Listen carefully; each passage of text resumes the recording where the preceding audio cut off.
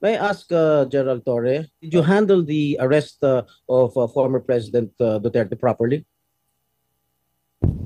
Yes, sir. I do, sir. It's proper. It was proper.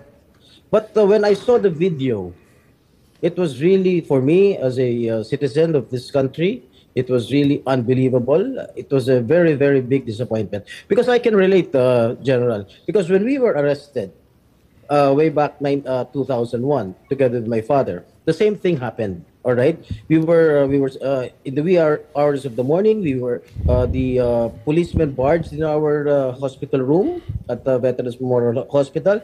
They were arresting us. They wanted us to be transferred to another detention cell because after the May 1 siege, at ano sabi ng mga police? Kalad ka rin na yan mga yan pag ayaw sumama. And at the same time, when I saw the video, parang nag-flashback sa akin yung ginawa ng mga kapulisan ng araw sa amin. At ang sabi mo, hihilahin ko yan, hihilahin ko yan. Is that what you said, General Torre? Sir, it's already all optics and tactics already because No, it's already. I am asking you. Did you say that? Hihilahin ko, hihilahin Yes, ko. sir. And I actually made good of it, sir. No. What prompted you to say that? Sir, I made good of it, sir. Sabi ko, sir, hihilain ko yan. And I went back to AS Medialdea, handcuff him. Bakit mo nga sinasabi? You know, your statements based on the video may reflect the PNP as an institution. Baka sabihin lahat ng ating mga kababayan, ganyan pala yung mga pulis. Masyadong wala man lang respeto sa matanda, sa isang dating pangulo. Ganon din ang ginawa sa amin eh. Can you justify why you said that hihilahin ko yan? Nakita ko si dating Pangulong Duterte, di naman lumalaban. What prompted you to say that? Mr. Senator, respectfully, the threat of hihilahin ko na yan was not towards the president, the former president. It was ensued after a heated argument between his counsel and General Torre. In no way was the former president threatened with bodily harm.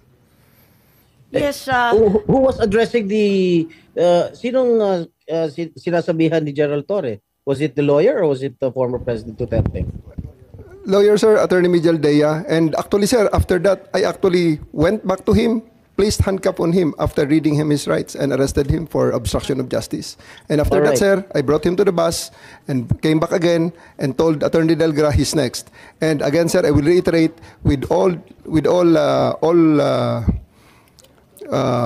all credits goes to the former president because after he saw that I'm already very, very serious in bringing him to the plane, he said, okay, let's go. And I told Romy, the PSG, to just escort him and he went voluntarily to the bus that brought him to the plane.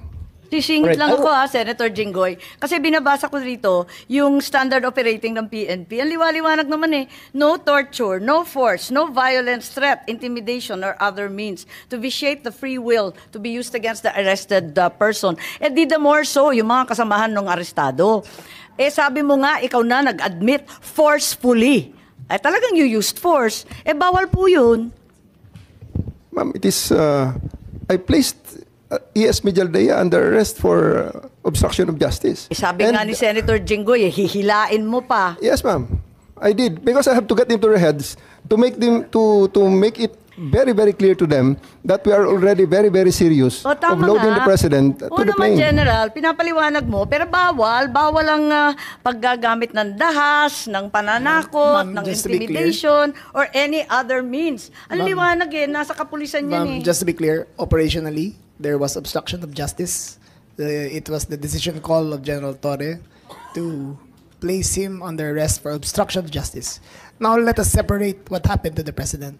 You're talking about Attorney Medialdea? Yes, ma'am. Eh, paano yung iba? No one else was armed, ma'am. Yung attorney? No, wait. Yung abogado? If I may, Senator Amy. Yes. Madam Chair. Ayan. Sino yung kinaladkad nung isang pulis? Yung security na nakaitim? I think it was General Torre na hinila yung isang abogado. Dalawa yun yung abogado, hinila yung upuan, di ba? Tapos yung nakaitim na secure, kinaladkad din. Si Attorney Delgra, sir, because he is next to be arrested. And because of that, the former President PRRD saw that I'm already that serious. And he said, he prevented the situation from further deteriorating and escalating. So he said, let's go. Isn't he entitled to a counsel of his choice, General? Yes, sir. For 12 hours, he was there. Oh, can't he speak to his client? Bigla niyo na lang. They are there for 12 hours, sir, speaking to each other. Ano? They are there for 12 hours speaking to each Alright. other, sir. One more thing that I noticed in the video, no. Ang sabi ni PRRD, papasukin niyo yung anak ko. Abogada siya. At ang sinabi mo, hindi ko siya papapasukin. Why not? Gerald Torre. That is a decision. That is my call, sir. That is my decision. Considering that Okay. he had already been assisted by 3 lawyers all throughout Okay. that time, sir. And gabi na ho yun, sir. The request was Ano? made at around mga 9 o'clock na, sir. 11 hours General after Torre, ganito, the ha? first arrest. Tanggalin mo na yung titulo ni Inday Sara. Kalimutan mo na siya na Vice President siya. Pagpalagay natin hindi siya Vice President. She is an immediate member of the family. Nung kami po ay nakakulong, ang immediate members of the family, 24 hours pwede bumisita sa amin, nakakulong kami. Ito, hindi pa nakakulong. Anak ito. Bakit hindi nyo pinapasok? Maliban doon, is this not a violation of RA 7438 that requires that you guarantee access to an attorney in addition to the immediate family? The president also said na yung anak niya, yung babae, abogado ko yun, papasukin nyo. Hindi nyo pinapasok. Abogado yun eh. Actually, sir, Exactly. first to answer the question of Senator Estrada, sir. I have told the president that they can visit him at his detention facility because at this time the order of the day is to load him into a plane. So that's what we endeavored to do, and that's what happened, sir. Ano niya bibisitahin yung tatay niya? Sa Netherlands. Hindi naman dito tinray eh. Hindi naman dito kinasuhan eh. Sa ibang bansa eh. Oh, bakit hindi niyo man lang binigyan ng kortesiya yung anak na isang abogada na magkukonsulta? Katulad nga na sinabi ko kanina, yung mga nakakulong nga, 24 hours pwede bumisita ang immediate members of the family. Bakit ito hindi pa nakakulong, hindi niyo pinapasok yung anak?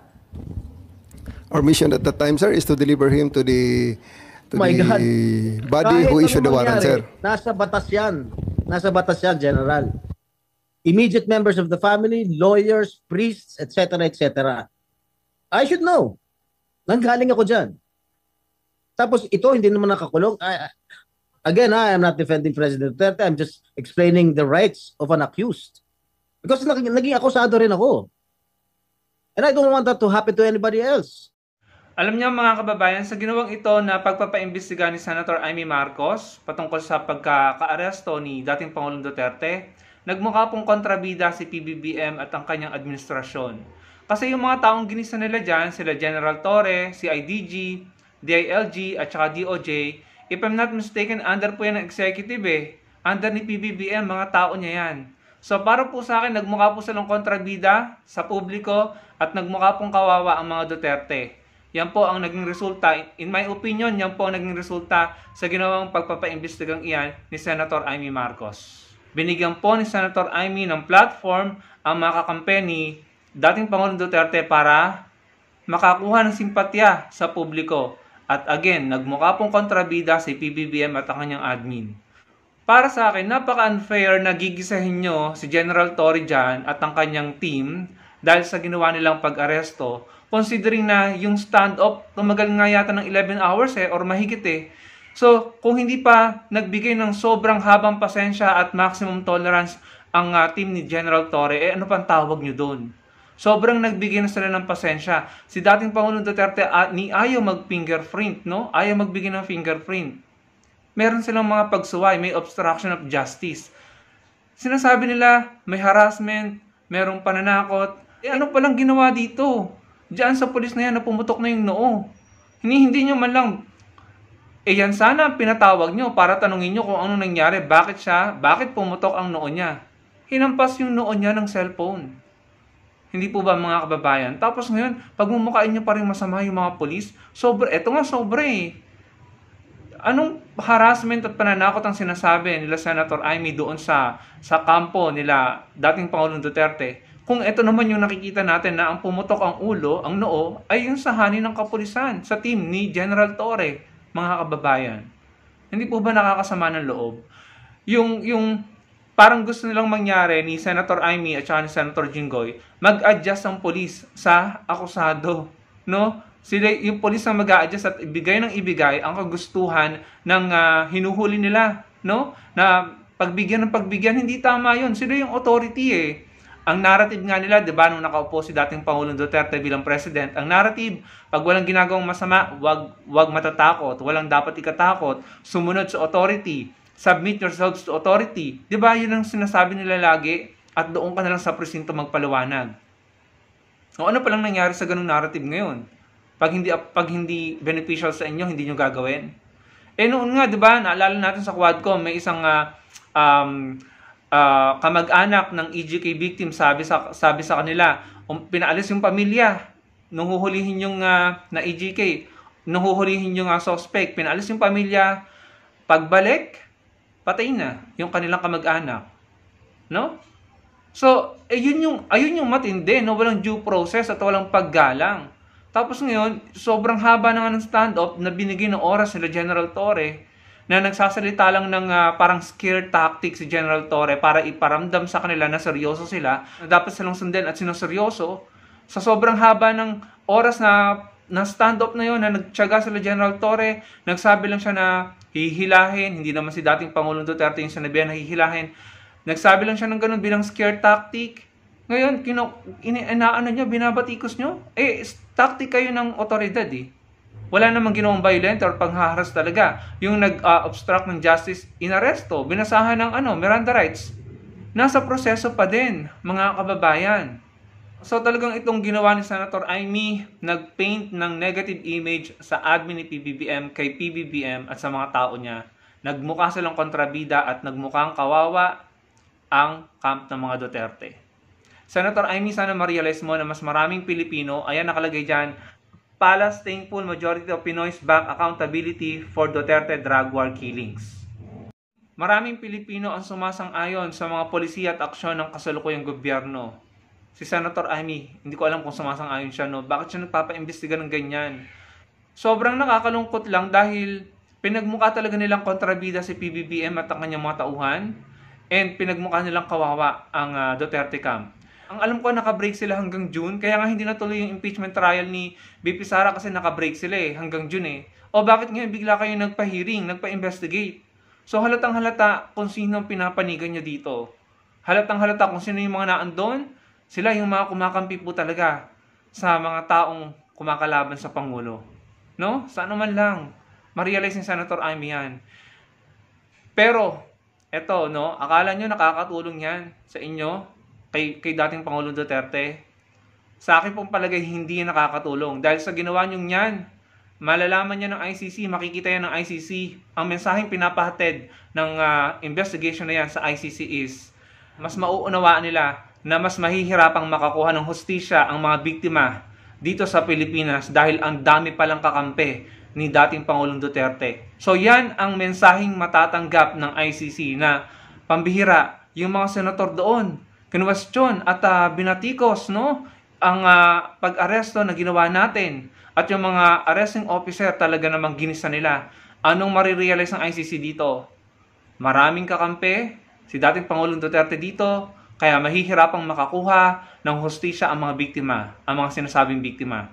Kaya I think mas lalong hindi makakauwi si dating Pangulong Duterte dito sa Pilipinas because of that investigation at mga ginagawa ng mga DDS, no?